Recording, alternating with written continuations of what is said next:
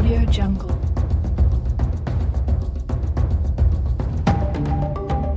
Warisan peradaban Nusantara adalah yang tertua di dunia.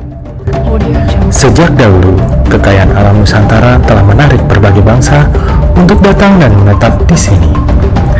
Proses interaksi antara teknologi dan spiritualitas yang terjadi telah meningkatkan daya kreasi masyarakat Nusantara yang bersama-sama berbaur dan membangun peradaban. Audio Jungle. 2 juta tahun yang lalu, di bumi Nusantara, tinggallah spesies pertama yang mampu berjalan tegak. Mereka disebut Homo erectus, kerabat dekat manusia modern yang menghilang dari muka bumi. Audio Jungle. 60.000 tahun yang lalu, sekelompok pemberani berpetualang melintasi laut dan samudera hingga mencapai kepulauan Nusantara. Audio Jungle. Mereka dikenal sebagai Homo sapiens atau manusia modern awal yang datang dari Afrika untuk mencari kehidupan yang lebih baik. Merekalah yang meletakkan keterampilan bangsa maritim sebagai dasar peradaban Nusantara. Mula-mula, mereka hidup secara nomaden dari goa ke goa. Ketika beradaptasi dengan alam Nusantara, mereka mengembangkan kemampuan-kemampuan baru untuk memanfaatkan sumber daya yang tersedia. Mereka juga mengembangkan kemampuan menuangkan pikiran atau imajinasi yang diabadikan menjadi lukisan-lukisan di dinding-dinding goa. Hal ini membuktikan jejak kebudayaan pertama manusia modern berada di Nusantara. Sekitar 4.000 tahun yang lalu, Nusantara menerima pendatang baru. Mereka membawa budaya Neolitik yang dicirikan dengan hidup menetap, serta kemampuan domestikasi hewan dan tanaman sebagai sumber penghidupan. Seorang ahli sejarah kebudayaan Belanda yang bernama J.L.A. Brands menyatakan, pada masa prasejarah, nenek moyang bangsa Indonesia telah hidup bersama-sama dengan 10 butir kepandaian.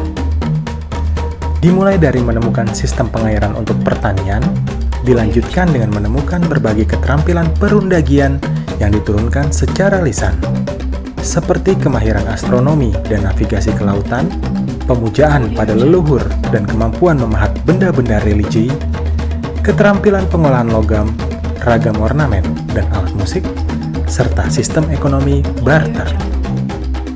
Dengan demikian, masyarakat prasejarah Nusantara berhasil membentuk suatu tatanan masyarakat yang teratur, yang kehidupan bermasyarakatnya berpusat pada suatu bentuk religi, pemujaan arwah para leluhur.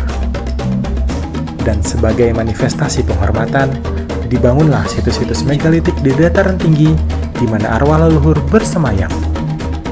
Warisan-warisan peradaban ini merefleksikan pertautan antara teknologi dan spiritualitas yang telah dicapai masyarakat Nusantara prasejarah. Tatanan masyarakat seperti demikian tentunya sangat beradab, yang mampu memilah dan memilih untuk menerima pengaruh luar yang dianggap positif. Kondisi ini memudahkan masuknya pengaruh dari 2 kebudayaan besar di Asia, yaitu India dan Cina, yang membawa pengetahuan akan aksara dan membuat Nusantara memasuki masa sejarah. Di awal Masehi, penduduk Nusantara mulai berdagang dengan niagawan dari Cina dan India. Tidak hanya bertukar barang dan persembahan, penduduk Nusantara juga menerima berbagai pengaruh kebudayaan, terutama dari India. Sejatinya terdapat 3 anasir kebudayaan baru yang membuat nenek moyang bangsa Indonesia dapat dengan mudah mengembangkan peradabannya dalam era sejarah, yaitu agama Hindu dan Buddha, sistem perhitungan angka dan tahun, serta penggunaan aksara Pallawa. Dengan demikian, penduduk Nusantara mulai menuliskan tinta emas peradaban dalam sejarah kerajaan Hindu-Buddha.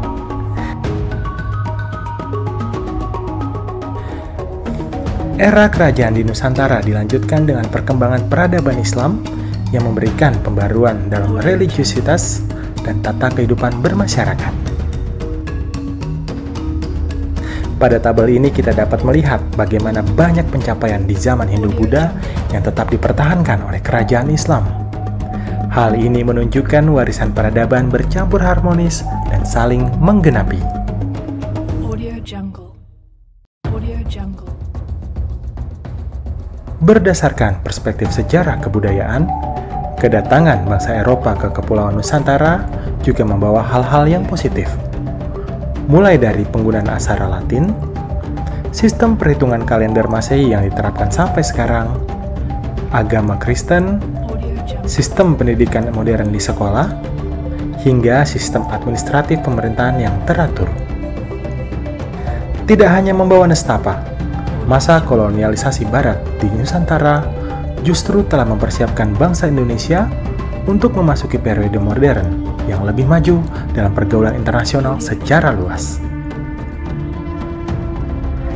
Kita telah melihat sejarah panjang peradaban Nusantara. Dapat kita simpulkan, keragaman yang kita miliki saat ini adalah hasil perjalanan panjang dari pertukaran pengetahuan dan nilai-nilai budaya dari berbagai bangsa.